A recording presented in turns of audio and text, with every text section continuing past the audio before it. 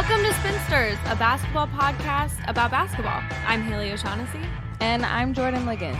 Each week, we bring in guests that range from our very best friends to former general managers to actors and directors to current and former players, or the girlies, as we like to call them. We're talking about trade rumors and game breakdowns, yes, but also the stuff we really care about, like did Kyle Kuzma bleaching his hair actually derail his time with the Lakers? Listen in every Tuesday and Thursday to Spinsters, wherever you get your podcasts.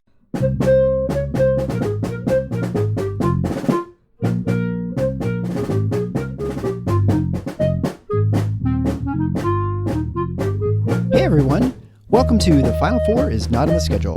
I'm your host Eric, alongside with expert analyst Rod. Thanks for joining us on the best MSU basketball podcast featuring in-depth recruiting, game matchup, and post-game analysis. We dive deep to give you the best tools to enjoy the Spartans and impress your friends and family. Hey everybody, it's Eric alongside Rod. Welcome to The Final Four is Not on the Schedule. We're going to have our last recruiting show of the year, I think, unless something dramatic happens. But before we get going, I'd like to send a special thanks to Joel Hoffman, who gave a one-time support donation through Venmo, and to Steve Schultz, who gave a one-time support through PayPal. Thank you so much for supporting the show and making sure that it stays free to all Michigan State Spartan fans. If you'd like to contribute to the show, please go to tffinots.com/support. There you have the opportunity to give either a recurring monthly donation via Patreon, or you can also do one-time donations to PayPal or Venmo.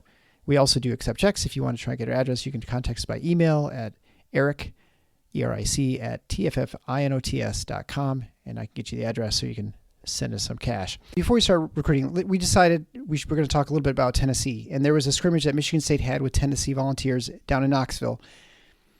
And this is something they've done, I think, pretty routinely, not with Tennessee, but with other teams where they have this, I guess you call it a secret scrimmage. Lots of teams seem to be having these right now, where there's no media, no fans, just a way for coaches to work on rosters, kind of see what they've got, see what it's like with different competition. People who don't quite know the system as much, when you're playing them, more like a game time simulation. And we know a little bit, not a ton, because obviously they don't let a whole lot come out of that, but we saw a little glimpses of what might have happened in Tennessee, although we don't know a lot of the specifics. So let's just talk about that real briefly, because I think this happened about 2 days ago as we're recording this now on October 24th. Yeah, it happened on Saturday, and you're right. This is something that's come into vogue, I would say, over the last 7-8 years, and it took a 2-year hiatus, the previous 2 seasons to this one, in large part because of COVID. But they're back now, and you're starting to see little bits of information from various matchups around the country. This is the first time MSU has done it with Tennessee, but that really shouldn't be a surprise. Tom Izzo has a great relationship with Rick Barnes going back to when Barnes was at Texas. You may remember MSU and Texas played several times while Rick Barnes was there. They always had a very good, very respectful relationship. I think they appreciate how the other goes about their business. And obviously the two programs have had a lot of talent, et cetera, et cetera. So because of that relationship, Tennessee was a pretty good fit for this. In the past, Michigan State has done this a couple times with Gonzaga. Now they're playing Gonzaga this year, of course, on a ship. So you couldn't do it with Gonzaga. But again, that's another coach has always a good relationship with. Makes a lot of sense. So those are the kinds of programs he wants to play these sorts of scrimmages against.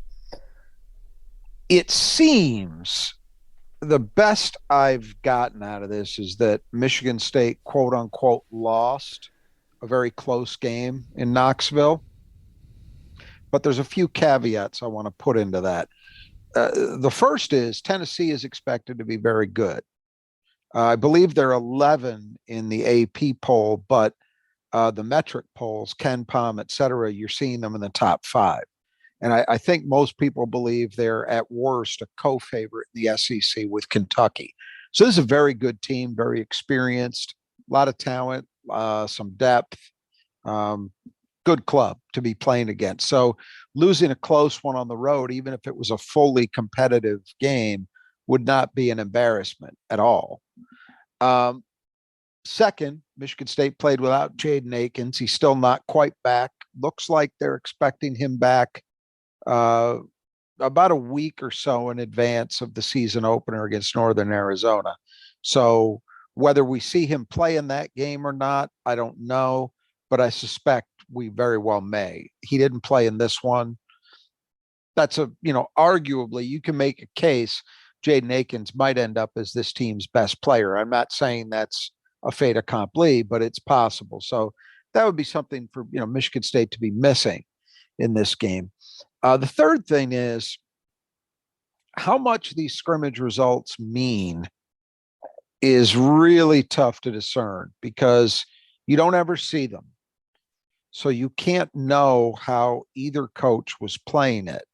Speaking from the Michigan State perspective, there were a bunch of photos that were released, first by Tennessee, and then some yesterday, and then some video clips, or that might have even been Saturday. And then there were some video clips that came out today from Michigan State.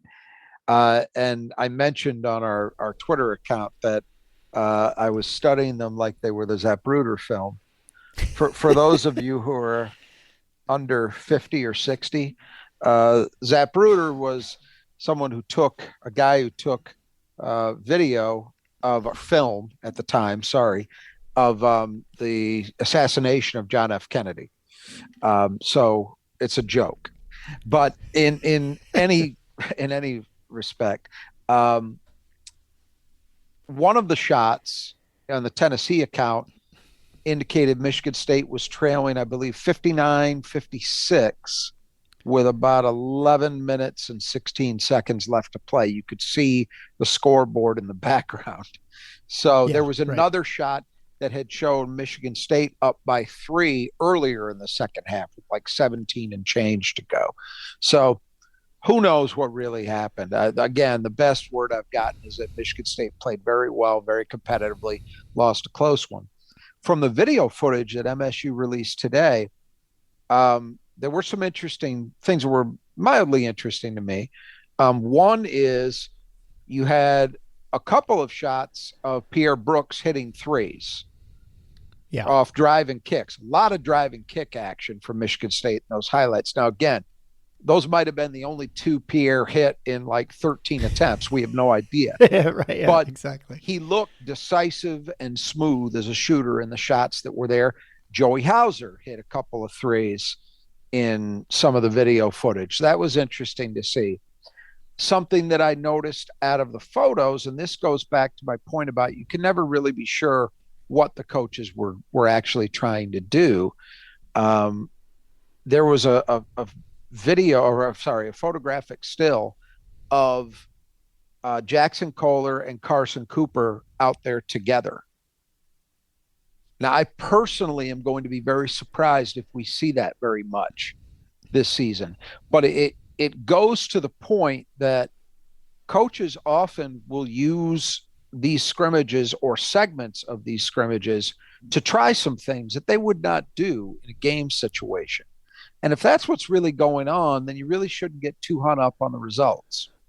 Now, I say this, if you were to take it at face value and say MSU lost a very competitive game on the road against a top 10-ish team, you would say, okay, that's not a terrible result for October, right?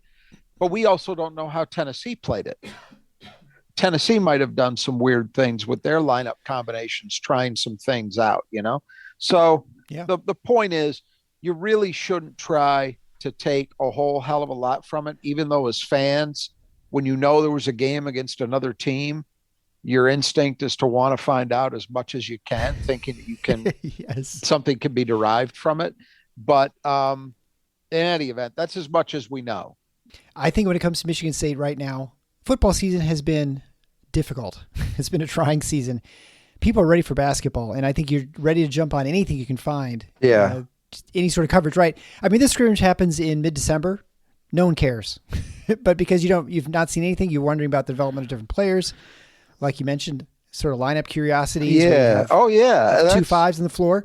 I mean, is there more versatility to this team than we even had projected? I mean, Izzo talks about it a lot. Like, Could you envision Sissoko and Kohler out there at the same time? I mean, I don't know. You wonder at the 4, how much depth do you have? I don't know. The one that I'm intrigued by, and we'll see. And again, I still, if you put a gun to my head, I'd say I don't think we're going to see very many Carson Cooper, Jackson Kohler combinations at the 4 and the 5. But the interesting thing about it is everything I saw and heard about Carson Cooper when MSU signed him is that, okay, this kid's a pretty good athlete for a big man.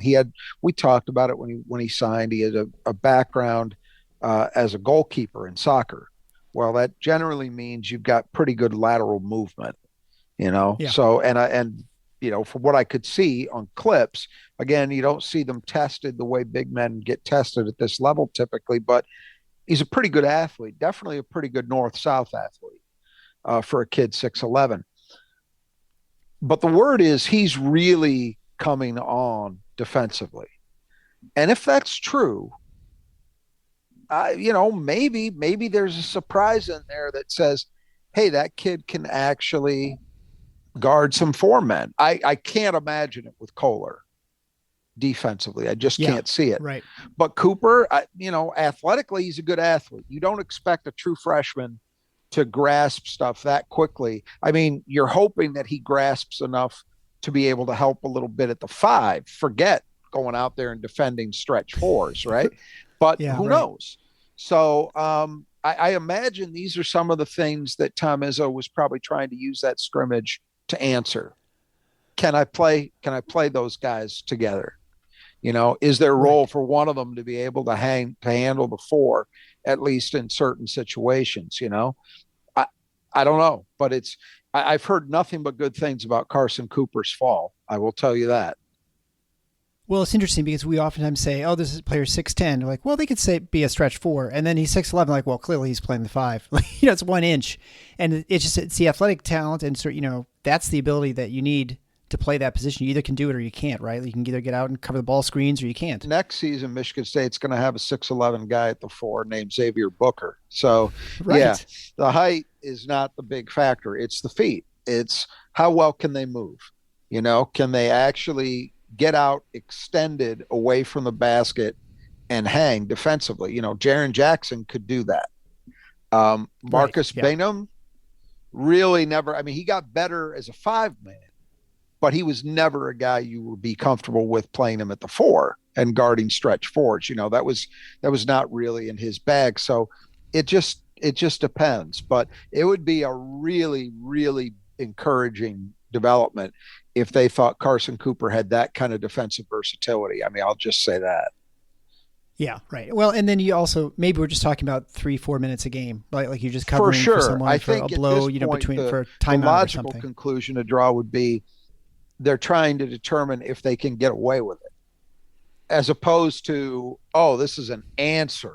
Right. Yeah. Right. In a big sense, it's like, could we get away with doing this for a stint? It is harder with a freshman to imagine them having a huge role in that Tom Izzo, for someone who is not an obvious, like a Max Christie or Miles Bridges or Jaren Jackson, people who you expect to have a lot of minutes. You'd be very surprised to have someone like a Carson Cooper, who really no one had recruited, to suddenly have a even semi-major role on the team. I will say this: I have, both in terms of what's been said by Izzo and bits and pieces I've kind of picked up out there. I'm not saying the 5 is going to be a strength, but I am cautiously optimistic that it will not be the problem that so many anticipated, which would not be a huge shock to me because we talked about it in the spring. Guys get better, and that's based on all 3 guys. I have heard very encouraging things about Mady Sissoko's development. Again, do not take away from that I'm saying Mady Sissoko is ready to be a first-team All-Big Ten player. But in terms of his figuring out enough things to be an answer competitively, to be able to play significant minutes, do the job they need done defensively, be enough for rebounder and give them some occasional scoring, yeah, I'm encouraged by what I've heard. And then, Jackson Kohler, the strengths and the weaknesses are exactly what we thought they would be. But I've heard encouraging things that he's starting to make some strides defensively. And Izzo has flat out said there are days when nobody they have can stop him. Well, I figured that. Right. I mean, Jackson Kohler is going to score on anybody. He just will. But the question is, can he defend well enough to keep out there? And that remains to be seen. But I'm cautiously optimistic there. And then again, the word on Carson Cooper just continues to be very, very good. And he honestly does fit the profile of the kind of guy who shocks you a little bit by how quickly they get it. Under or lightly recruited, but had some physical tools. And sometimes with big men, and again, please don't misunderstand. I'm not saying I think Carson Cooper is going to be the starter or even play, as much as 10 minutes a game. I don't know. But he's got the raw tools physically to be a Big Ten level player. I had no doubt about that after seeing him. I think the question is, well, how quickly does he put all that together? And with big kids, you just do not know. It is so much of a black box when you get a big kid. Again, if they're not one of the, like a Xavier Booker, you kind of know what you're getting. Okay, that's a kid who's high level enough. You expect certain things. Beyond that, much beyond that, it's a mystery. Look at Mady Sissoko. He was a lower end top 50 guy by most recruiting services. We're now entering his third season, and we're just starting to think that maybe the light has switched on. Yeah. It can take a while. Marcus Bingham, it really took 4 years for that to happen, to the point where he was a competitive player.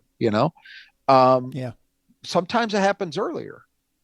Maybe that's the case with Carson Cooper, to where he's at least playable sooner. I mean, let's refresh our memories. When they signed him, they were talking about him redshirting. So if he even averages, say, 7-8 minutes a game, that's a significant uptick for what was talked about back in the summer.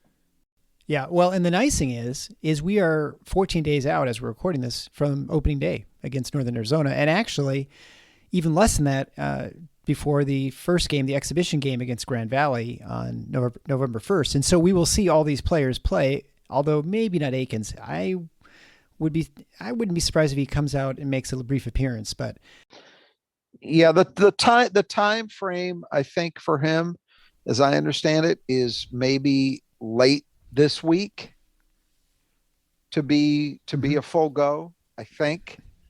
So that would suggest that it's a maybe with Grand Valley. Yeah. All right. Well, then before we get into our discussion, we're going to go through all the commitments, and there are, or offers, I guess I should say, and the recruiting trail for Michigan State. So first things first is, before we even go into the 2023 class, I think it's probably good to get an idea for how things have changed significantly in the last, 4 or 5 years.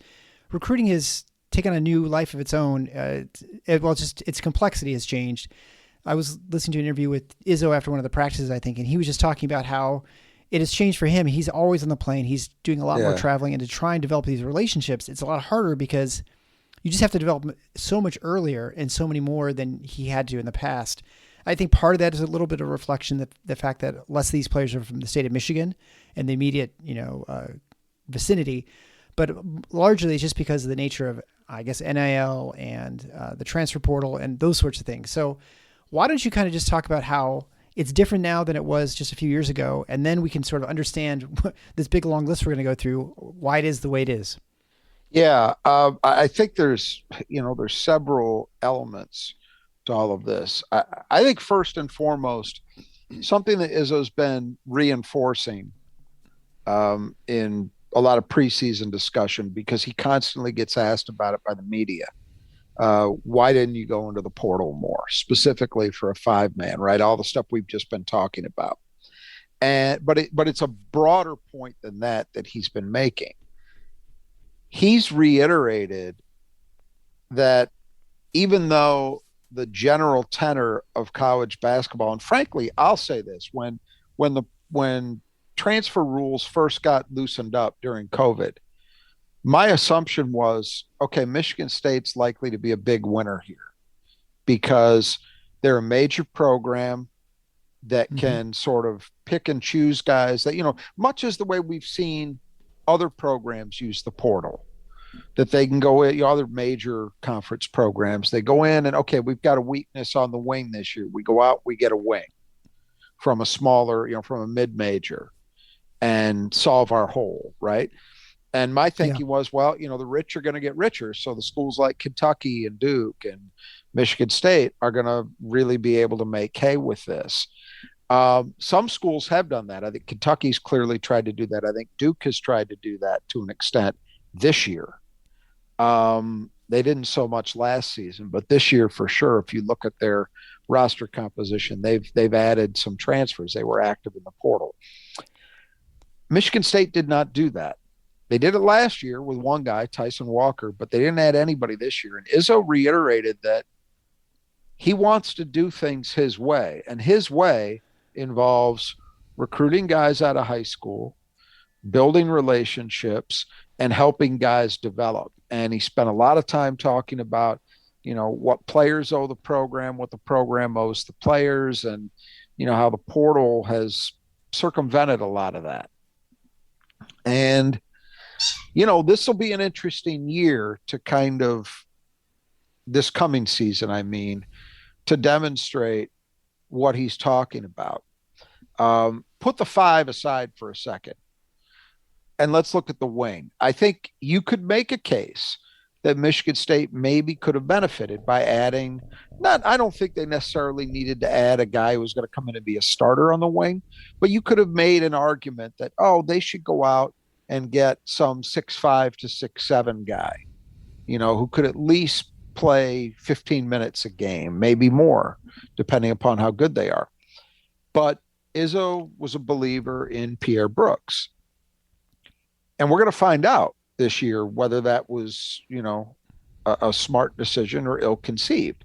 But Pierre Brooks would be a classic example of the kind of situation that Izzo has had historically in his program, a guy who didn't play a very big role as a freshman, but gradually gets better and better. And by the time they're an upperclassman, all of a sudden you got a very good player. I believe in Pierre Brooks personally. I saw a lot of him when he was in high school. I'm a believer in his talent. I think he can be a very, very good player, but that it wasn't a huge surprise that it wasn't instantaneous with him. But that's what Izzo's talking about. If he brings in a guy, say he brings in a guy, a veteran who maybe isn't a star, but, is maybe a little more consistent than Pierre, can play 15 minutes a night. What does that do to Pierre Brooks? Does Pierre Brooks look to leave at that point? Are you better off as a program having him maybe be a little less consistent as a sophomore, but continuing to develop in your program to the point that you really get the best out of him on the back end? That's something that I'm not saying one way is right or wrong. There are coaches who I think believe you play this year by year and you do what you have to do to put the best roster together each year. So if I've got a guy that I say, well, he might not be as good as another guy I could bring in right now, but next year he'll be really good. One approach might be, screw it, I want the best player I can get for this year, and next year I'll solve next year. And there are programs we see doing this, right, where there's just a turnover every year. They're in the portal. Michigan at the point guard spot has kind of been that way now, where it's just year after year. It's new guy after new guy after new guy. That can work. There are programs that have made that type of thing work, but that's not the way Tom Izzo wants to do it. So I think that's one overarching thing you have to keep in mind about recruiting, that he's made it very clear he is going to continue to emphasize high school recruiting. I think the fact that at 23 class, you've got a 4-man class, I wondered honestly if we would see that anymore at MSU. Yeah. These large, 4 or 5-man classes, which periodically we would see, like the 2016 class was that way with 4 guys, right? Right. And we did. And I suspect it's not the last one we'll see. Because he's made it very clear that is still his preferred method of operation. He is, despite the difficulty that some of his critics have in understanding what he's saying, he has not said he will never use the portal. He clearly has used it in the past. We can all cite chapter and verse the several transfers that have played at Michigan State, some of whom have really thrived. Bryn Forbes, to a lesser extent, maybe Aaron Harris, Brandon Wood had a great year as a grad transfer. Joey Hauser on the current team, Tyson Walker.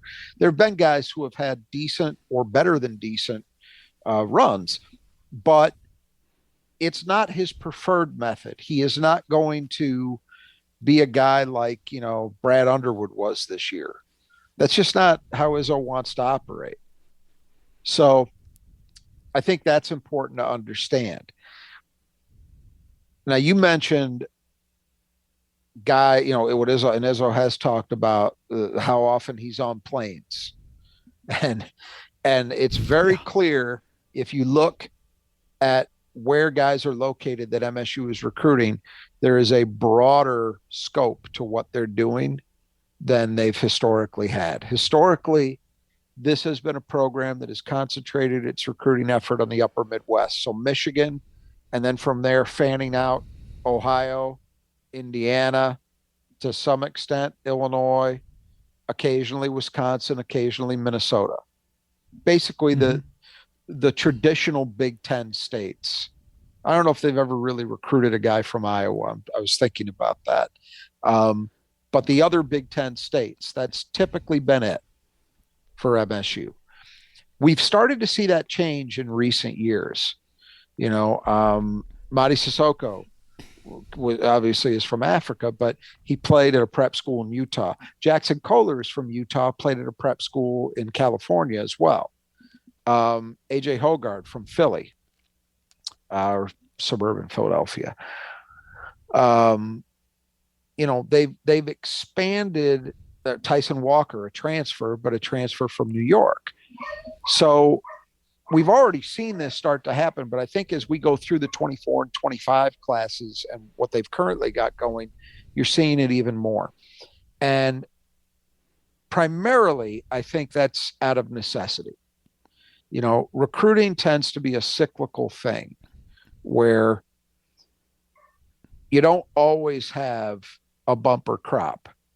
There have been years where, Michigan and Ohio and Indiana are just kind of down. And so either you're going to take guys who maybe aren't up to your normal standard because they're in your recruiting wheelhouse, or you're going to expand out. I think what has happened is the increasing importance of prep schools and they've been around for a long time. But really, over the last 10 years or so, I would say it's accelerated to the point where, if you're talking about certainly an elite player, say a top 20 guy, you're surprised if he's not at a prep school. It's an unusual thing if he's not in that environment. Or currently, I guess, something like overtime. But I think that's part of it. A lot of kids. So, for example, one of the kids in the 2024 class that we'll talk about, Adrian Sherrill, is a Detroit kid, but he's playing in Arizona. So if you're going to recruit him, you're going to be spending some time in Arizona. That's just how it is. Right. And so there's a lot of that, but it's even beyond that. The state of Michigan is not producing as much high-level talent as it once did, in my opinion. I don't think that's just my opinion. I think that's pretty difficult to dispute. And there's lots of debates as to the reasons why. Some of it is demographic, I think, in nature.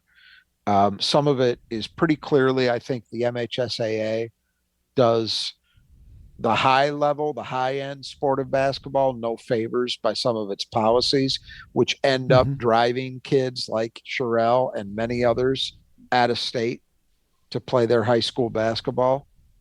It's a lot of different things going on, but the fact is that this is not necessarily a great period for basketball in the state of Michigan. If we look at the guys that they've recruited in recent years, not a lot of Michigan kids on that list. This great 23 class that we're all so excited about, no Michigan kids there.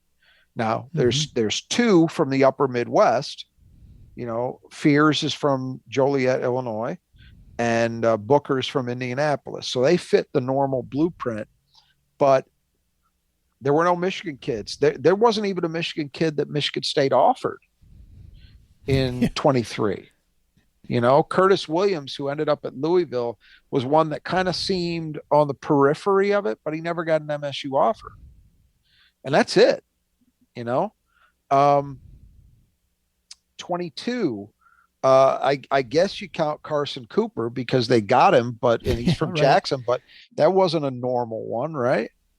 So, and he was in Florida. Yeah. Now, the year before that, well, there was a little bit more activity. You had Jaden Akins and you had Pierre Brooks as in-state kids, and Michigan State went after him and got him, and so that was good. And there was another kid, Kobe Buffkin, who ended up Michigan that MSU also had offered. So it's not that it's completely non-existent, but there's just not. This gets into old man get off my lawn talk, but those of us who are a certain age will know what I'm talking about.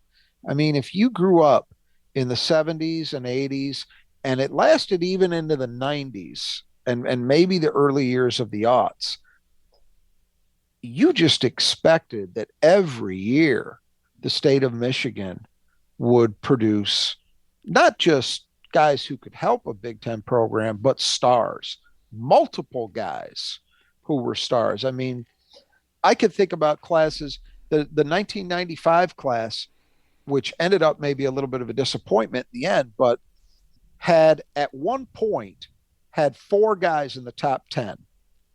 Robert Traylor, Albert White, who both went to Michigan, Terrence Roberson, who had a crazy story and ended up at Fresno State, and Jason Klein, believe it or not, at one point in his high school career was a top 10 guy. He ended up as a top 100. So that doesn't even include other guys in that class like Antonio Smith, Morris Peterson. I mean, it's that was a strong class, but that kind of stuff happened fairly regularly. I could think about the year the Fab Five came out. So Chris Webber and Jalen Rose were obvious superstars, but that same year Vashawn Leonard went to Minnesota and was, I think, is one of the all-time leading scorers at Minnesota, and was an NBA player. Blah blah blah. I mean, it just was not unusual at all for the state of Michigan to have multiple guys every year who were kind of cornerstone level players, and we don't see that as much recently. So to bring it back around to the subject here, if you're Tom Izzo and you want to keep your program at a high level, what do? Well, you really have no choice but to expand out. That creates a challenge for Michigan State because, I would not say if you calculated these things by rankings and, I mean, both individual and collective class rankings, et cetera, you would probably say that Izzo would fall into the very good recruiting category, probably not the elite category, right? Because he doesn't typically have the Duke, Kentucky standard issue class, but very good. I would argue the best or near best in the Big Ten for his whole career. There were periods of time where maybe Thad Matta might have been a little better over a period of time, but for the most part, Izzo's been at the top or near it. But the way he gets those classes is not, Michigan State has not been the Duke or Kentucky, despite the status of the program, where they just kind of sit back and say, all right, we're going to choose who we're going to take. The program's got a lot of cachet. Don't get me wrong. I mean, I think that was proven this year with the job they did on Garrick Normand and Kane Carr. Cone Carr. Right? Yeah. Yeah. That they got those guys quickly. But that's not normal. That's not standard issue for them historically. The way Izzo's done it is by building relationships and just outworking people. That's what he did with Xavier Booker, the people around Xavier Booker, his AAU coach, his parents. They all talked about this, how Izzo was everywhere. Win, lose, constantly there, building the relationship, a real relationship, not just a sales pitch. I think Jeremy Fears would say the same thing. And so that's nothing new. That's how he's always done it. Well, that's fine if guys are within a 4 or 5 hour radius. Yeah. But when they're all over the country, that's a lot harder to do. So there are a lot of people I've seen, MSU fans, celebrating this. Oh, finally, Izzo's gotten into the 21st century and he's recruiting guys nationally. Okay, that sounds great. And I hope that it works. But I also know enough about how he's always done it to know that there are inherent challenges with that are not going to make it easy. And so I'm not surprised to have seen him talking about that, how he feels like he's always in a plane. Because he has to be if he's going to recruit the way he traditionally has, right? So as we're going to move through all these names and you see where all these guys are from and, oh, we're finally recruiting nationally. Isn't this wonderful? Hey, okay, that sounds good. But understand that comes with challenges for Michigan State and for Tom Izzo, because it's not conducive to how he's always done it. I think he's going to still try to do it largely the same way he always has. It's just going to take even more time and effort. And, who knows where that goes. And especially with someone like him, who's, as you pointed out earlier, has an emphasis on developing high school students. Or, he's not, it's a lot easier to pull this off if you're using the portal where you only have to visit with someone a couple times. But if he's going to be committed to that strategy, which we'll see how it bears out, I tend to think it's going to be successful. It's, like you said, it's just going to be harder for him. Let's talk then about the 2023 class. As people who've listened to the show for quite a while, you're probably aware, Jeremy Fears the first, then it was second was Xavier Booker, followed by quick succession, Garrick Normand, and then Cone Carr. So that class is, for the most part, wrapped up. They're all top 100 players at some place in the order. Not quite sure where they'll actually end up in the end. So it's a really great recruiting class. We suspect there's still another one that will be added to this class, or at least who will come in possibly as a player that time. Right. Yeah. And, of course, so much this, and I think this is also one of the struggles that Izzo has, that, you don't really have, there's not the natural succession of players, partly because of COVID, which that is sort of finally going away, because, there are these, are you going to take a COVID year or not? I think that's been sort of a struggle. But also, and of course, there are always people who left early to go to the NBA and draft, but that's pretty rare in general. It's the transferring out that you just cannot anticipate and can't expect. And so that has made it, from a roster management standpoint, to know how many offers, how many players you can bring in, et cetera, it makes it, obviously just much more challenging for him to know, and to know what pieces you're filling, what, you don't want to offer 3 people and they're all play point guard or something. I mean, obviously you have to be sort of mindful about what you're doing. So anyway, so we have those 4 players. I guess you can just give people briefly an update of what's happening next. And I think now these are just commitments. They're not signed. So there's a chance they could not go to Michigan State. Yeah. So they're not, set in stone at this point, although every indication is that they're actually pretty tight knit for guys who are, I mean, I guess they see each other occasionally with they played a couple times, they've played together, but for the most part, they're not, aside from like social media, they're not like hanging out together, except when they came and visited, doing some officials and unofficial visits this fall. But anyway, it does seem like a tight class, and it seems like one that I feel pretty confident that they're all going to show up on campus next year. Yeah, I'm not worried about decommitments. It should be official with all 4 of them next month, but yeah, it's, these issues that are created. Izzo's talked about that as well. And he said, we're trying to recruit 2024, but first you got to tell me who's going to be on the roster with those guys. And he really doesn't know. So that's the thing.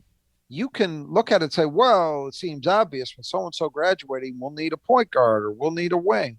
Hey, you don't know what you're going to have. You can guess. And I think that relative to a lot of other programs, Michigan State has had maybe a little less turnover. Now I say that because that's how it feels to me, but we can look at it and say, well, Julius Marble transferred out last year. The year before that, you had Lawyer and Kithier leave.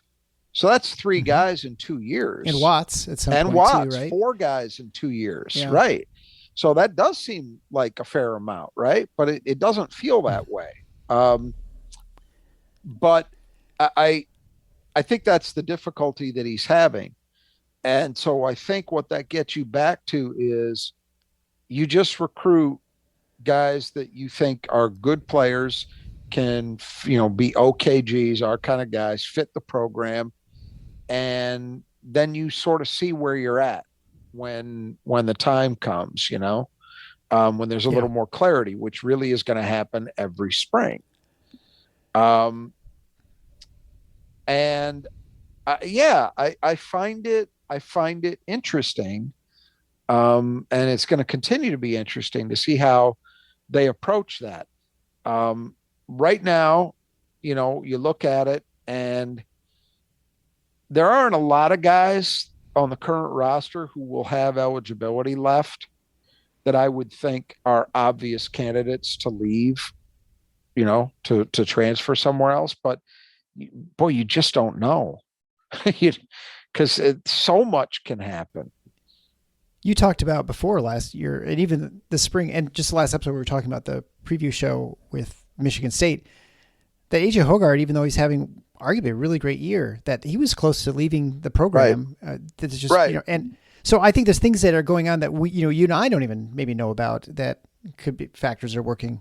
Yeah. And I think generally, Michigan State's going to be better than a lot of programs at retaining guys. And it's the same reason why you didn't see a lot of bad decisions with guys turning pro who had no business doing it. And in fact, you've had several where a guy could have made a decent case to go and instead came back, and I think the same kind of thing, that family atmosphere, the closeness, all the things we were just talking about with recruiting in terms of building relationships. Well, that applies to keeping guys around. Izzo's talked about this, that the reality is it's now recruiting season 365, because you're not only recruiting high school players or occasionally guys from the portal, but you're re-recruiting your own guys to make sure that they're staying, and that's also, we've certainly at least danced around it, if not stated it explicitly at times, but that is part of what went into the decision to not just go add guys, right. You can, as a fan, you can dispute it. And it's really easy to sit there and say, well, who cares if Pierre Brooks is upset? If he doesn't like it, he can go. He didn't do anything for us last year. Well, that's not how Izzo wants his program to be, and it's not how he views it. So he's not going to do that. Or the same thing with Mady Sissoko. Mady's had 2 years. He hasn't done anything. Bring in a guy, put up 10-5 at a mid-major, or 20-10 at a mid-major. Izzo flat out said, by the way, this week, he did not like what was out there in the portal at the 5 spot. Make of that what you will. There are a lot of people I saw talk about how there were tons of guys who could, quote unquote, help. Well, your understanding of what helps isn't Izzo's. Yeah.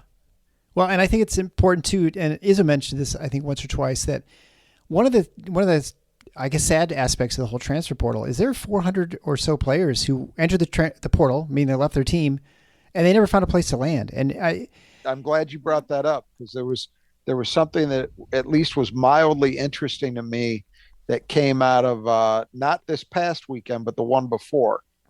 Michigan State had a visitor. I didn't hear about it. I didn't hear about this until yesterday.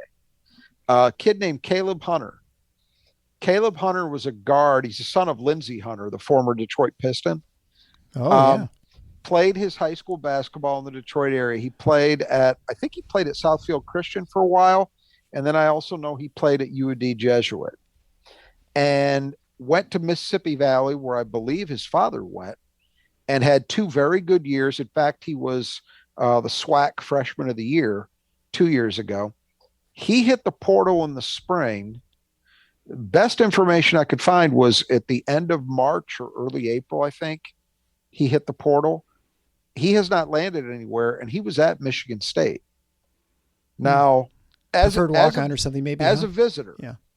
Now, I don't know what that could possibly mean. It's strange to say the least, but he would fall into that category of what you were talking about. And this is a guy, he didn't go somewhere and score half a point a game and then transfer. He, granted, at a lower D1 level, but still was productive. You would think he would have found somewhere. Well, he didn't.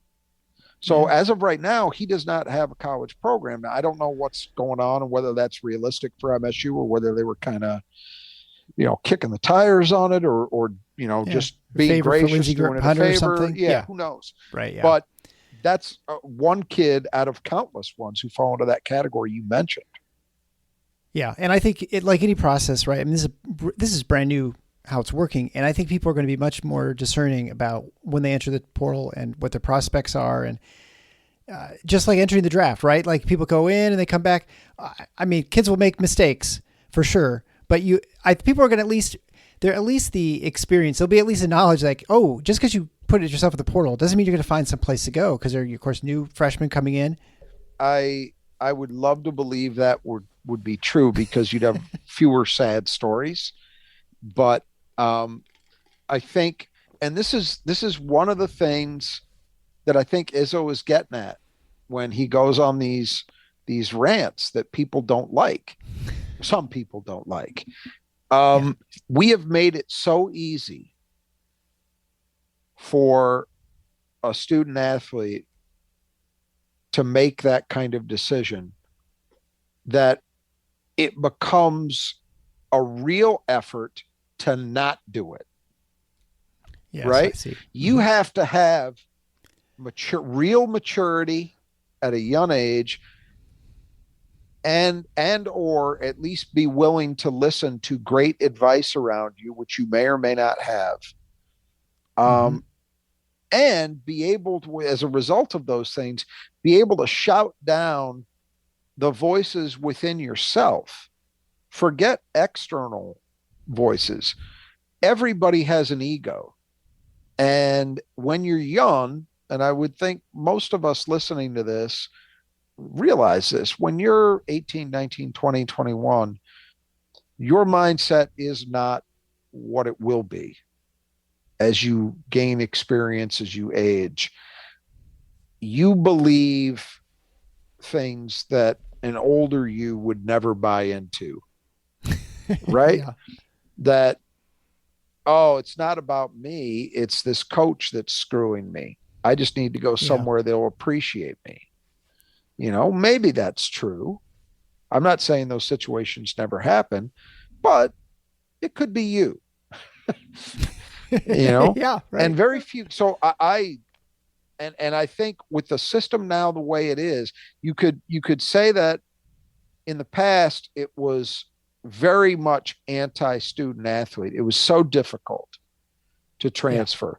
But I think there's an argument that maybe we've made it too easy.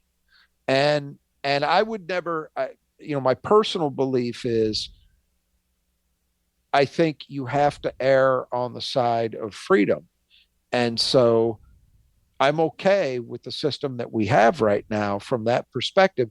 But I also can acknowledge we have, by taking any guardrails away, we've made it so easy that I find it almost impossible to believe that there won't continue to be numerous stories of mistakes.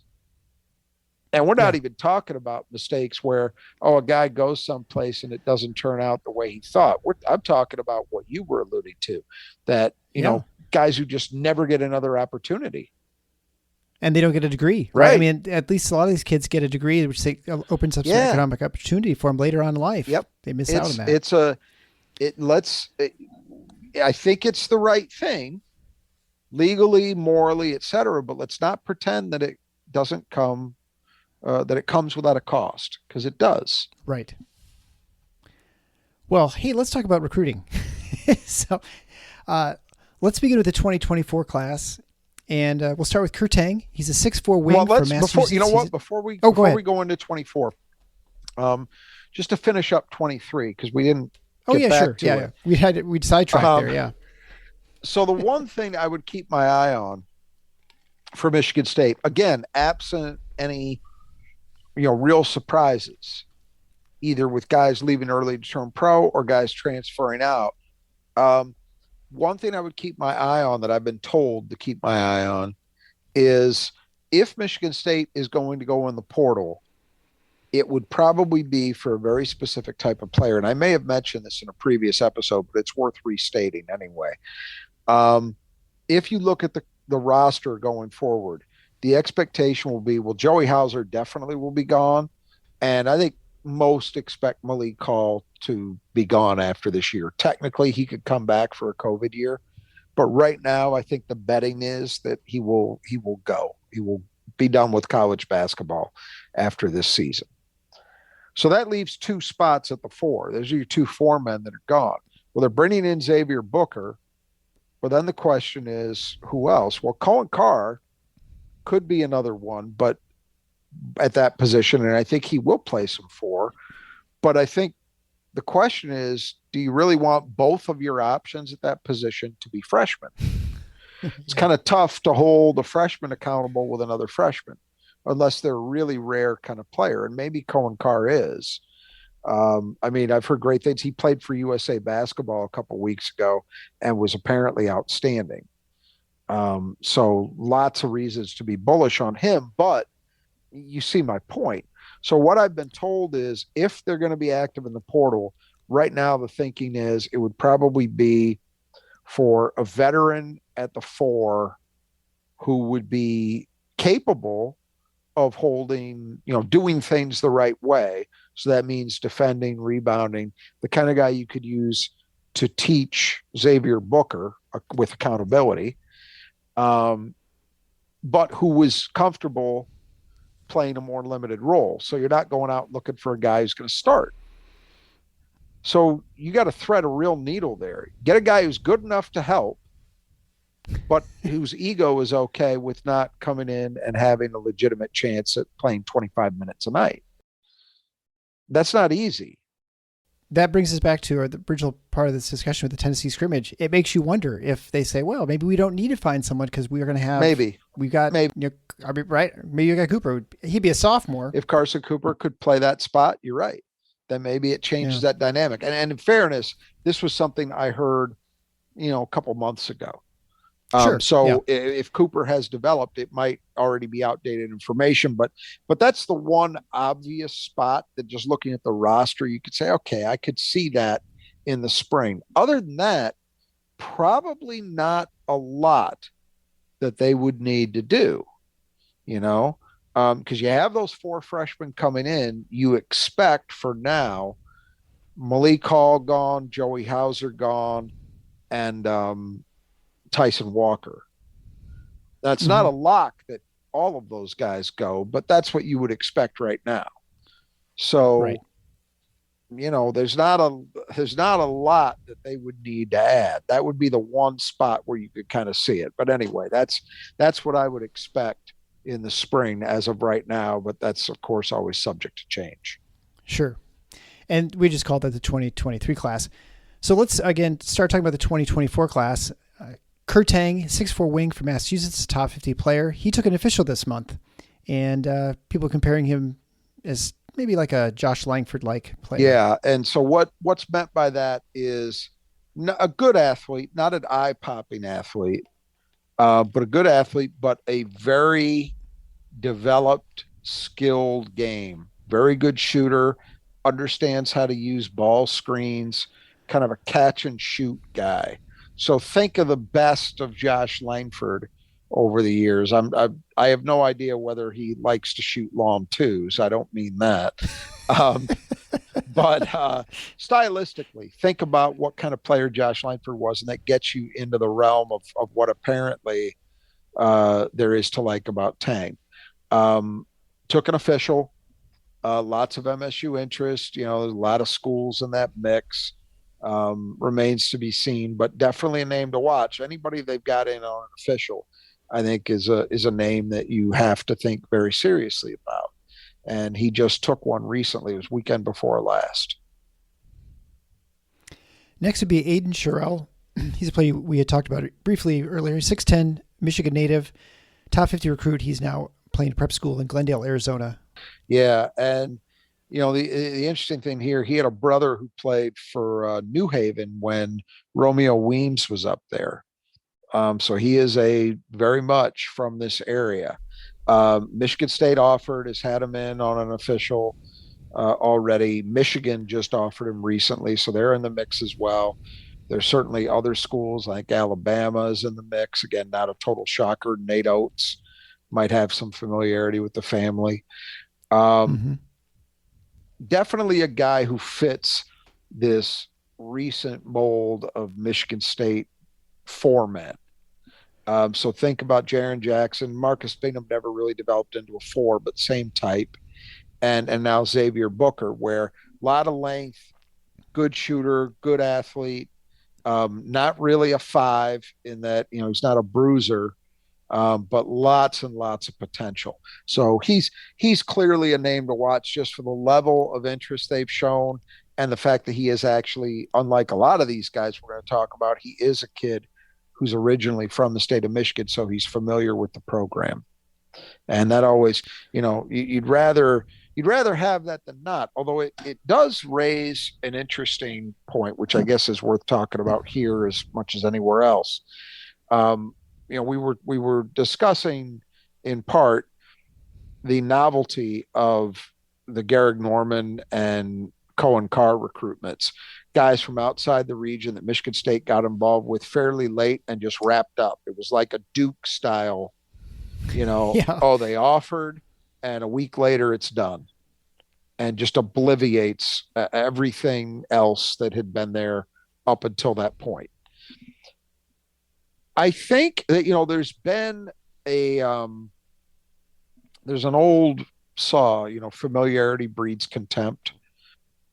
And I don't think I don't think that's really applicable here, but there is something to the idea that I think sometimes in some situations it can be harder to recruit a kid who's very familiar with what your program is as opposed to somebody for whom it's relatively new. And I could cite examples of this over the years. I don't have to because I'm sure everybody's got their own. But you think about kids from the state of Michigan that I'll raise one, Tugs Bowen. Obviously, there were a lot of things going on there. But that was a kid who was around Michigan State's program basically from the time he could speak, more or less. I mean, it was just about that long. And, had a relative who played at Michigan State. And it just, and again, I'm not even speaking to what the kid may have wanted to do. It's more those around him. But there have been other situations like this where you would think growing up in proximity to a nationally elite program and seeing the inner workings of it up close and personal for years and years and having it on TV all the time and being surrounded by it, that would, make it obvious that that's where you'd go, right? And sometimes that is the case, but sometimes it's not. And it was certainly something I thought about with those two recruitments and then kind of going on to these more national scope kids in the 24 and 25 class we're going to talk about, and even guys like Jackson Kohler,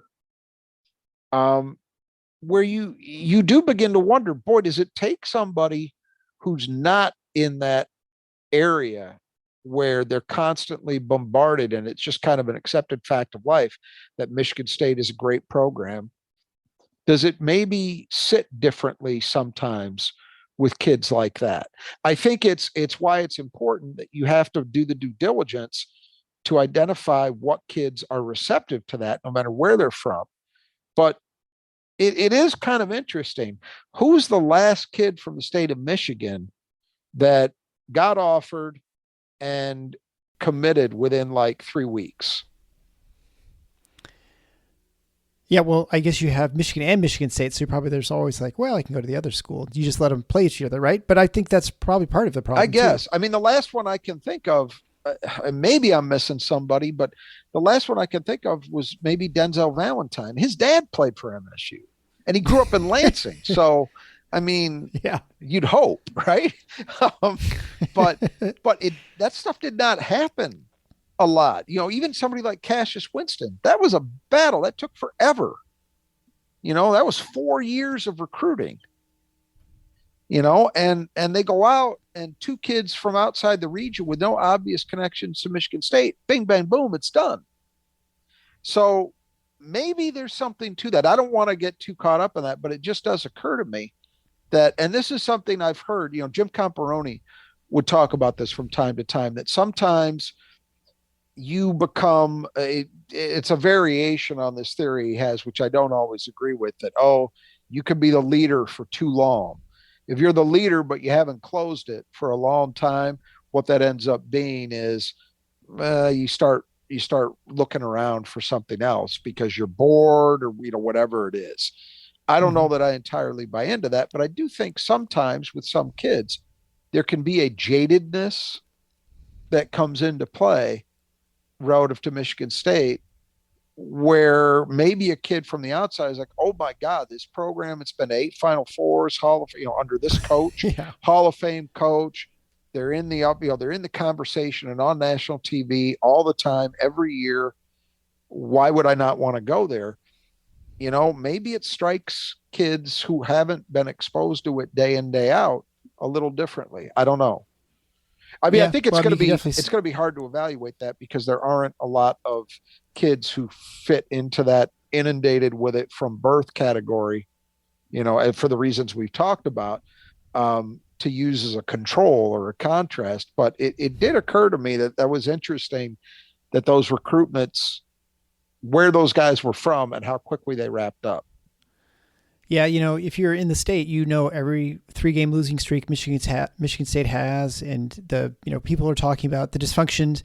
So the program intimately, all the warts, and that if you're in Nebraska, Arizona, you don't know anything. All you know is you see them in, right? You raised the Michigan thing, which is also worth noting here, because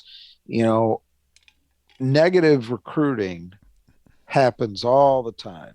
And so you have these narratives that have existed in the culture of Michigan amateur basketball, high school, AAU, that have no relationship with reality whatsoever. But as we all know from countless examples in our lives in recent years, it's not that difficult to create your own worlds.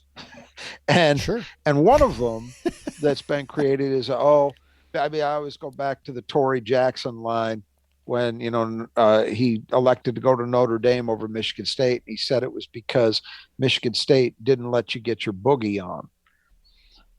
The idea that you would be a point guard and not be allowed to play. I mean, look at the point guards who have played in this program and had massive success. It's insane, right? But then the crazy notion about, Michigan State just wants to play slug it out, football on hardwood. Are you kidding me? All you need to do is, that's a function of playing in the Big Ten, where opponents won't let you run. You watch Michigan State play, and you know that even against those teams, they're trying to run all the time. It's all that kind of nonsense, but that also has an impact on what we're talking about. That, an AAU guy in Georgia isn't going to spend any time talking about Michigan State. Right. Yeah. They're not even know about that sort of thing. Yeah. All probably most of those people know is, man, they win a lot. They put a lot of guys in They the wear green. pros. Yeah. And that's about it. So that can be, it's definitely something worth keeping in mind. And of course, none of that means, oh, MSU should just get out of the business of recruiting its own state. That would be insane too. Because the fact is, there are a lot of people who see things clearly who work in basketball in this state. But it just does go to show you that sometimes getting away from home isn't the worst thing. But we'll see on Sherrell. He's definitely a guy, to bring it back around to him, to keep in the front of your mind, at least at the moment, because he fits a lot of the things stylistically that Michigan State has emphasized in its recruiting. And everybody wants those guys. It's not just Michigan State, but yeah, right. He makes a lot of sense. So definitely a name to keep in mind. Well, it makes you wonder too. If you've got Booker as like a one and done player, then you have that room at that position. That for too. Somebody to come in too. and play. Yep. Right. So next, a guy in my backyard, kid Darrell Fat Brooks, 6'3" guard from Grand Rapids Catholic Central. He's been on the target, on the radar for quite a while, and can play both on and off the ball. Yeah, and that's an interesting one. I mean, Michigan State got in early with him, and I had been dubious about their chances because my understanding is his family is very much a pro-Michigan kind of family. So you kind of expect some of the things I was just talking about. Yeah, right. But he has visited a lot. Izzo's definitely worked him hard, continues to do so. Now, I did see, Michigan has finally offered. I did see that he was on a visit, I think it was weekend before last, to Ann Arbor. I think it was an official, but I'm not positive. Very good player, and a guy who, is not considered a super recruit, kind of a borderline top 100 guy, but I like him a lot. He's definitely a guy I think Michigan State would take. Has the ability to play the point, can also, I think, play off the ball. And just a smart player and kind of a winner. Not a super athlete. There aren't things about his game that stand out as like, oh, well, he's, major strength. Like he's, a 50% plus 3-point shooter, or, he's a blur, or he can really, he's a Cohen Carr, rim wrecker. None of those things, but he just plays the game very, very smartly, and he wins. And so he's a guy MSU's been in on for a long time, and I expect they will continue to be. So next is a player who just took a recent official, Jace Richardson, 6'4" guard from Bishop Gorman in Las Vegas. He's the son of this guy. I don't know, Jason Richardson. Have you heard of this guy? Some guy. Yeah. He's a top 50 recruit. And this is the Jason Richardson relative curse, or maybe this time it will actually help that it's his son. I know they missed on a bunch of his other relatives, like cousins or nephews and such. We mentioned Tuggs Bowen, and then more recently Ty Rogers, who is at Illinois, and that one's a real shame because honestly, Ty Rogers was born to be a Michigan State player, and I've read some good. Brad Underwood's apparently very high on him in the early going there in fall camp, which is not a surprise to me, but. I don't know about this one. Michigan State offered very early, and then it was just kind of silent. You just didn't hear very much. And then all of a sudden, MSU went out to Las Vegas and had an in-home with him and went to watch him practice at his high school, work out, all that. And then he came on an official weekend before last. If you look at the recruitment, Michigan State clearly is in there. Arkansas is in there. Makes some sense because Eric Musselman coached Jason Richardson, his dad, at Golden State for a while. So there's a relationship there. And then other than that, it's a lot of West Coast schools, which, the kid's grown up in Vegas. So sure. Not surprising. Yeah, makes sense. I have not been much of a believer in MSU being heavily involved in that recruitment, but I did hear that it was a very good visit, and the feeling is like they're in it. So we'll see. He's a pretty highly regarded recruit. He's not the athlete that his dad was, but I mean, there are only maybe a handful of guys in organized basketball history you could say that about, right? Yeah. but he does have pretty good size for a point guard. I have the sense he's more of a lead guard than a point guard, so more of a scorer actually. Mm-hmm. But definitely fits the mold. MSU continues to add and look to add more of these guys who have the ability to where you can put the ball in their hands, but they could also play off the ball too. A lot of versatility at the guard spot. That really is the watchword for MSU, and they continue to try to put these sorts of players together. And Jace Richardson would fall into that category. So that's one that kind of, remains to be seen for me. And it is weird. And I don't put that, occasionally I will see somebody posit some notion that somehow there's a problem with Jason Richardson and Izzo. And that is absolutely not the case, my understanding, like 100% not the case.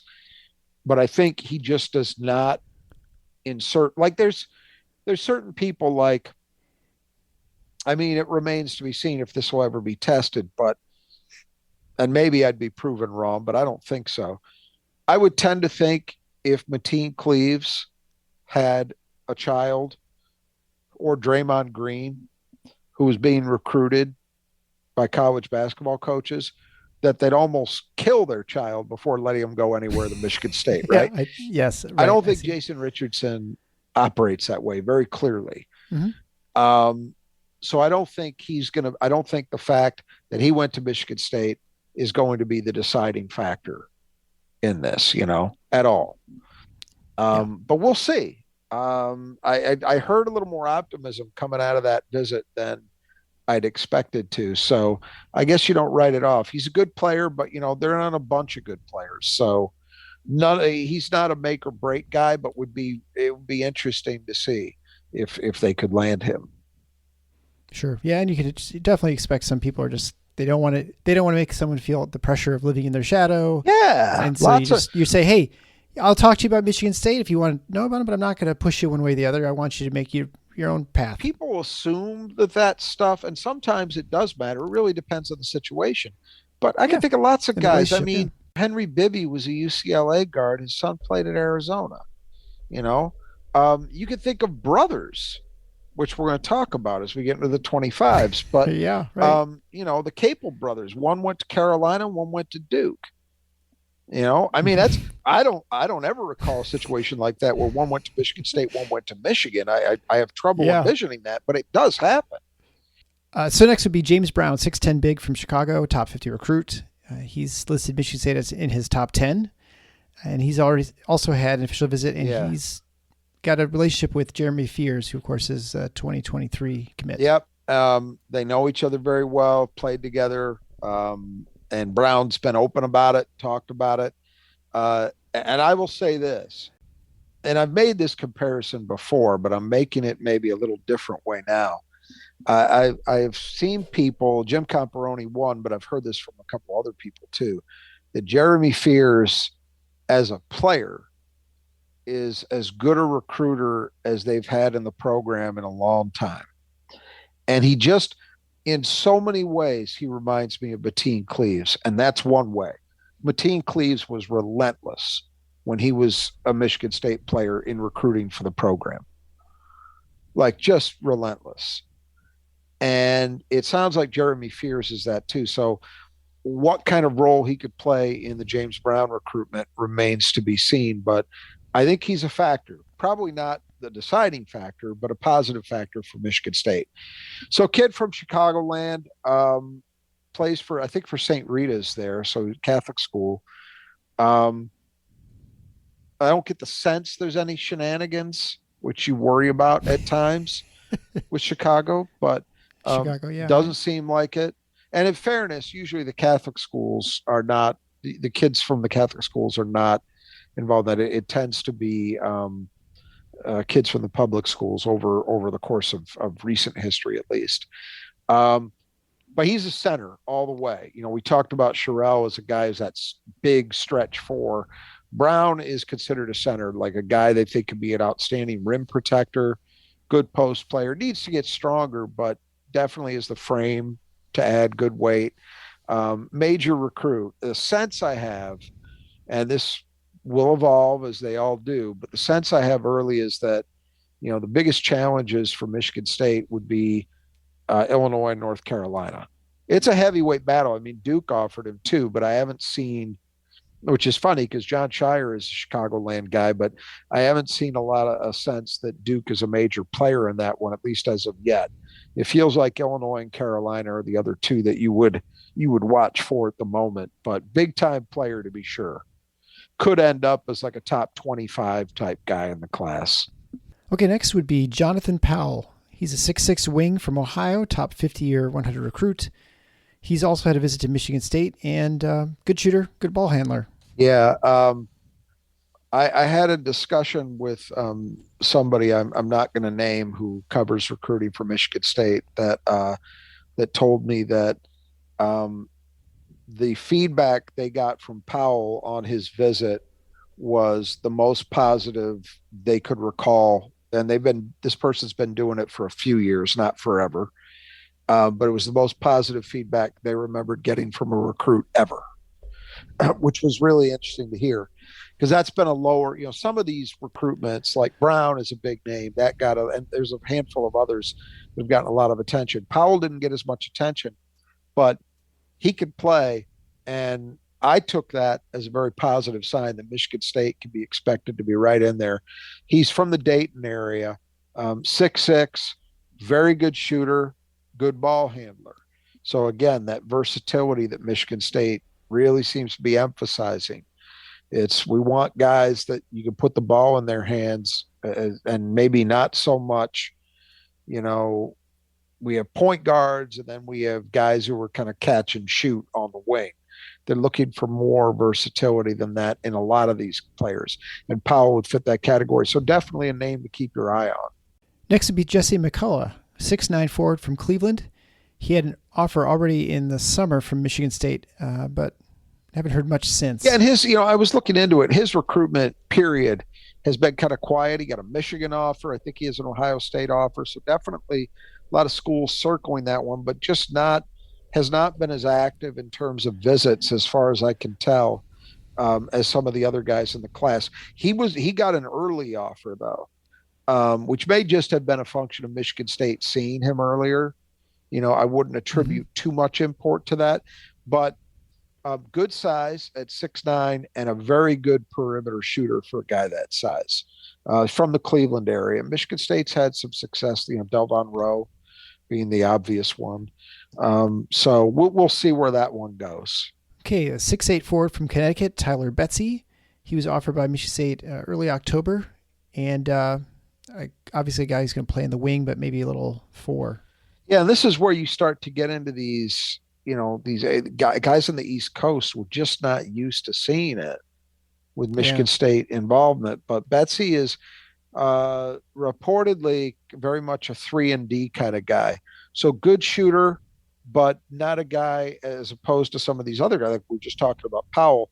This is not a guy who's someone you put the ball in his hands and you look to create. I would think much more, not that he's on this level of athlete, but more the Gabe Brown kind of profile, but a guy they liked, they went out, visited, liked, ended up offering him. Finally, another Tyler McKinley, 6'9" center from Missouri, originally from Ohio. He was offered in mid-October. Yeah, they just offered him like 10 days ago. And plays for Link Academy, Missouri, but he's from Ohio, plays for All Ohio in AAU, EYBL program, Nike program. Kind of a more traditional center. He's not a bruiser, so I think he's about 220. So he's not a huge guy, but more of the back to the basket, under the rim kind of player, but clever finisher inside, controls his area and rebounds very well. More of a throwback kind of 5-man. So let's move on to the 2025 class, and we'll start with Jeremiah Fears, 6'2" guard from Joliet. His brother, obviously, Jeremy Fears. And I think it's interesting too. Before you jump in there, just that Jeremy decided to go back to high school to play with his brother. Yep. Probably, there aren't many opportunities to play with your brother when you're a couple years apart like this. So it's kind of a neat, unique sort of situation, and maybe a once in a lifetime thing. I mean, obviously. And so it makes you wonder if their relationship's close enough that it will make a bigger difference in recruiting a brother than other times, Yeah, and that's a valid point. Jeremy Fears played at La Lu, high profile prep school, and then was going to play for overtime, but then opted out of that and decided to go back home to Joliet West to play with his brother. So hard to fault any of those decisions. But I think it is interesting that he decided to go back for that term with his brother. His brother is already like an inch taller, but physically very different. If you've seen Jeremy Fears, he's pretty well put together. Like he's a solid kid. His brother looks very thin to me, but he's about an inch taller already and might get taller still. More of a pure scorer. I mean, they talk about him as a point guard as well, but the sense I've gotten is he's more of a guy who looks for his own offense, whereas his brother is very much an orchestrator, floor leader kind of player. Yeah. Doesn't mean that Jeremiah can't become that, but right now his strength would be scoring. I have heard that his recruitment is very much wide open. So we should definitely not assume that it's Michigan State has it in the bag by any means. But I just got done talking a few minutes ago about, the sense that Jeremy Fears is such a great recruiter. Well, you would hope he'd be able to make some headway under his own roof. But it remains to be seen. Interestingly, his brother does have an early offer from Michigan as well. Yeah, I was going to say, I remember seeing the pictures of him. I think they were at the visit with Jeremy. And I think Jeremy has some like funny expressions and stuff when he's standing for the Michigan and stuff. And he didn't have, normally family puts on the stuff from the school. Right. And he didn't have any stuff. He was a smart kid. Even though he's not from Michigan, he gets it. So this is obviously going to be an interesting one to watch. But I would expect Michigan State will be in it. It's just there's work to do there.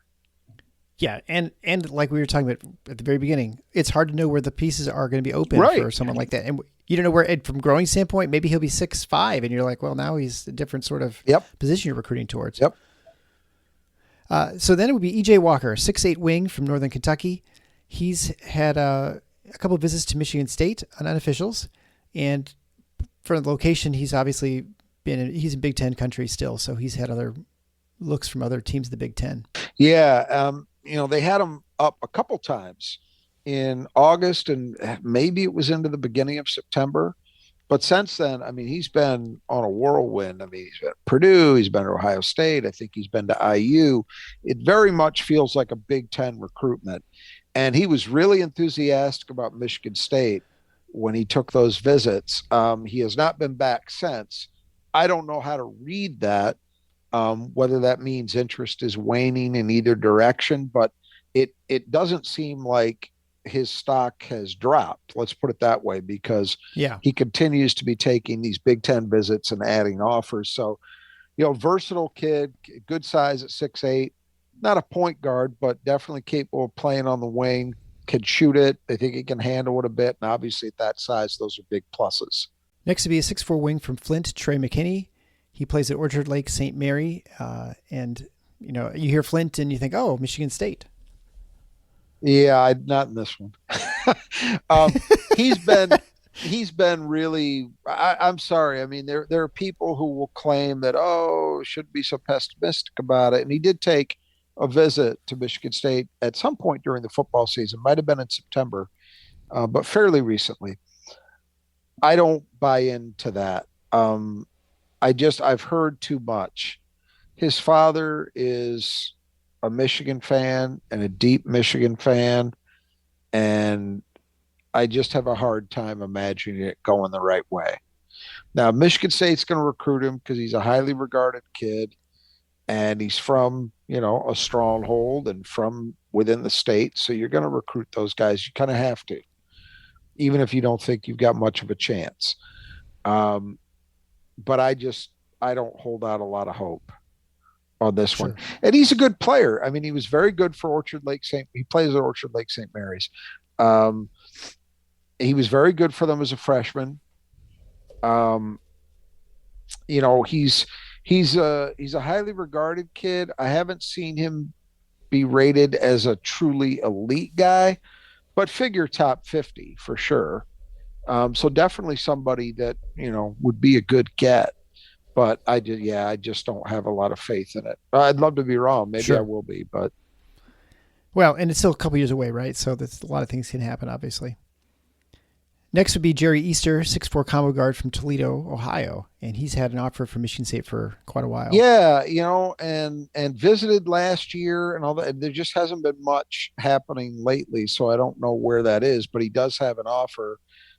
He's from relatively nearby in Toledo, so certainly worth mentioning. He's another one of these guys that good size, and they say has the potential to play on or off the ball, so he fits that profile. Next would be Trent Sisley, a 6'7" forward from Indiana, and obviously going to be competing against the other Indiana schools for a good shooter like this. Yeah, good shooter, and also some moxie, some battler in him, from what I understand.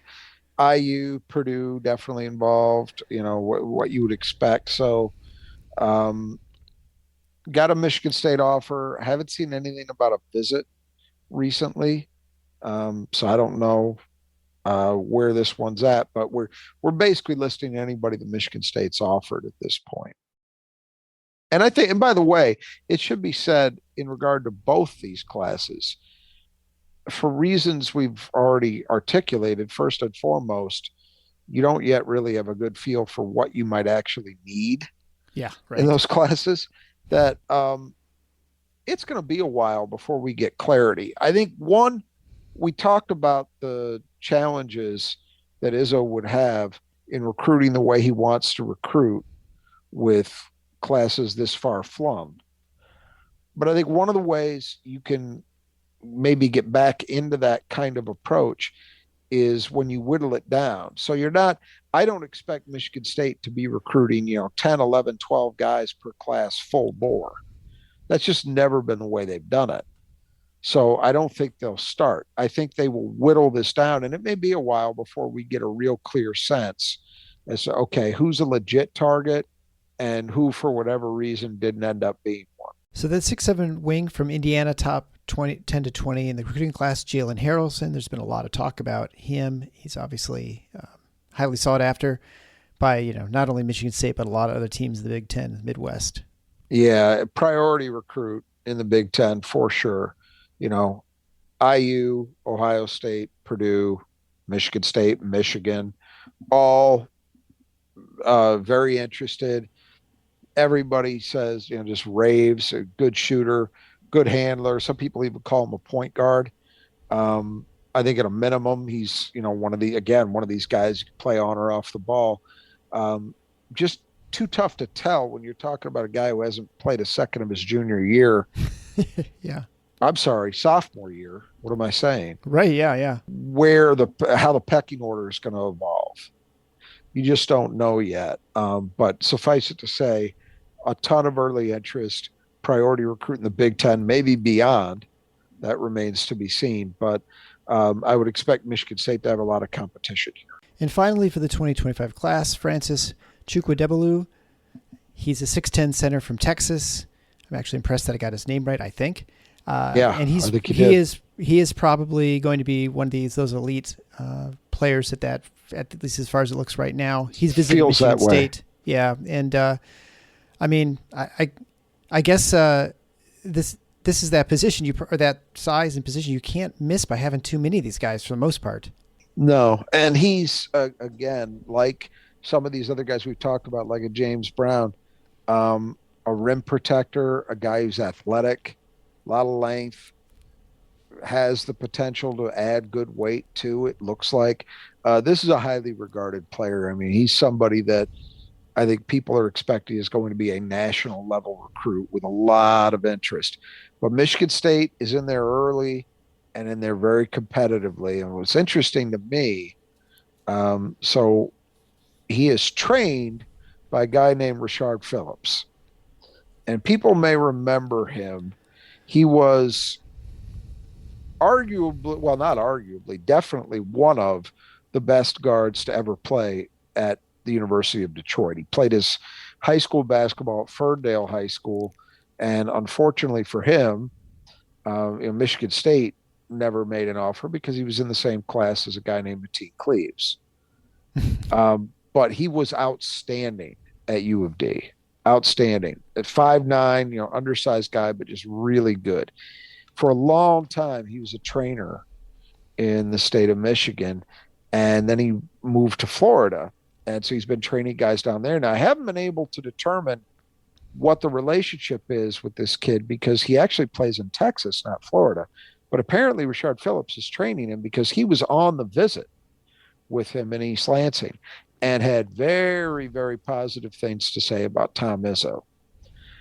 So if you read tea leaves, that suggests to me that at the very least, you've got people around this player who are positive about Michigan State. Right. Important. Yeah. Now, does that mean they drive a decision or are they just not impediments? Well, who knows? A lot of time to go with that one. But it's a reason why I think Michigan State can be optimistic about it. So that one remains to be seen, but definitely one to keep your eye on. I think in general, too, and it's probably worth mentioning that, and I don't want to take these things too far, but, Michigan State has had some changes in their coaching staff over this offseason, as we've talked about. So right. They added Thomas Kelly, and Thomas Kelly has been very active on the recruiting trail. You are seeing him mentioned with a lot of guys as a primary recruiter. Normally one assistant kind of gets designated as the guy for a particular player, and you see TK's name come up a lot.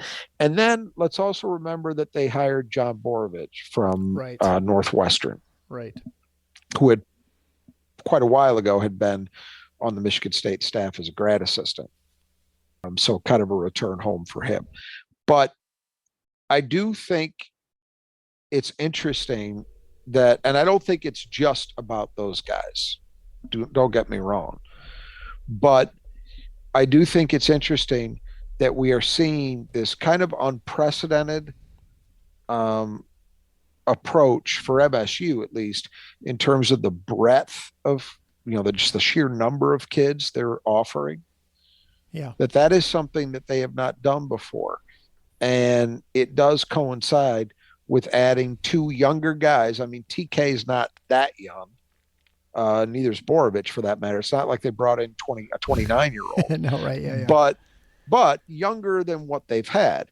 And, there probably is some factor with that. I don't want to give it too much credence, but I also think it would be silly to assume that, there's nothing related to that, Sure. Yeah.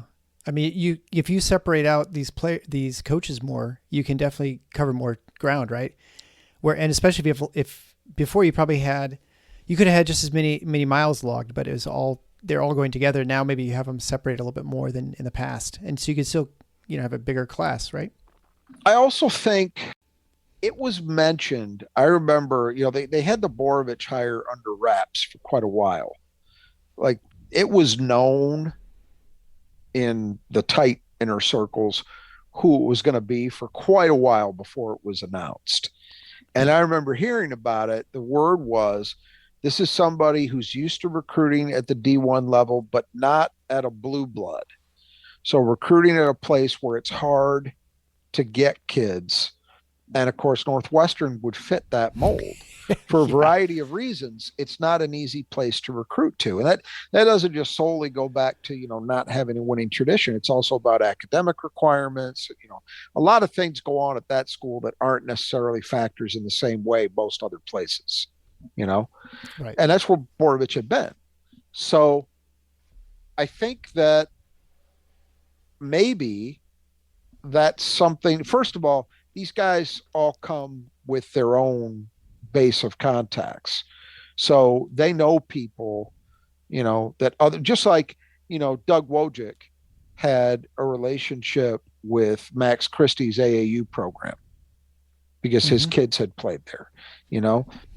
I haven't seen specifics on this, but I would be shocked if Borovich doesn't have his own network of contacts that he's developed over his career since he left East Lansing. TK almost certainly has his own during his years working at Western. And so that might help you. And then it could be that fresh blood has just coincided with a desire to approach things a little differently, at least at the outset, at an early stage, than they've traditionally done it. It may also be, we could apply Occam's razor to this and say the simplest answer is that Izzo has decided that because he can't possibly know what he's going to need yet in those classes, better to just recruit a lot of guys. Yep. And not zero in too quickly because you can't identify even yet what you might need. Yeah, just definitely winnow down as you get closer. Yeah, it's a variety. I imagine it's a variety of these things. It's not any one thing, but I just thought that was worth mentioning that, there are these two guys, one as a recruiting assistant and the other as a recruiting coordinator that are new this off season. And we are seeing this difference in approach. So it's probably worth mentioning. Yeah, no, definitely. All right. Well, I think that'll wrap it up for recruiting. And as I mentioned before, we'll I guess address it again if something else happens, if something noteworthy happens. But my guess is probably nothing's going to happen at this point until we're almost through the season. Speaking of which, the season starts pretty soon, so we're pretty excited about that. We got an interview with Graham Couch, a local columnist at the Atlanta State Journal. He'll be coming up in a couple days. And then we're going to get into the season. We're going to do a little episode on Grand Valley and then be Northern Arizona. And I hope you appreciate all the extra content we're putting out. We're trying to keep you guys engaged as we're getting things moving into the Spartan basketball season. Our intention has always been to keep this free and accessible to all Spartan fans, to be part of our community. So share it with your friends. Make sure you subscribe on your favorite podcast player. Be sure to come out and visit our website at tffinots.com. Or if you can't remember that, the Final Four is not in the schedule.com. There you can join our community either on the forums or sign up for email alerts if things are happening, and just make sure you're engaged and locked in. And it's going to be a very active community. It's all free. We appreciate your support, those who have supported the show in the past. And if you want to support the show in the future, again, you can do that and access it through the website. But until next time, the Final Four is on the schedule. Go Green. Thank you.